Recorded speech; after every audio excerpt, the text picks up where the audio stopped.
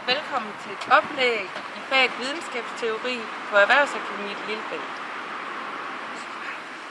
Georg Wilhelm Fritz Helger er født i Stuttgart den 27. august 1770 og døde den 14. november 1831.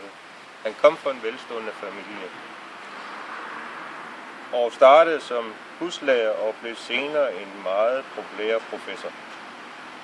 Han er romantikernes mest kendte filosof, udspekuleret idealist og metafysiker.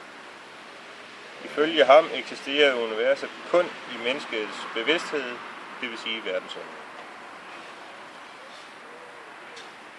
Ud af teser skabes antiteser, men også denne skaber sine modsætninger. Resultatet bliver herefter en endnu højere enhed og en ny syntese. Verdensånden udvikler sig mod et stadig højere bevidsthed til enkelte menneske, den subjektive ånd.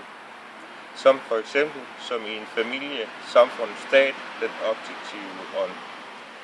Sandsynligvis er Helger den mest utilgængelige filosof i hele filosofiens historie.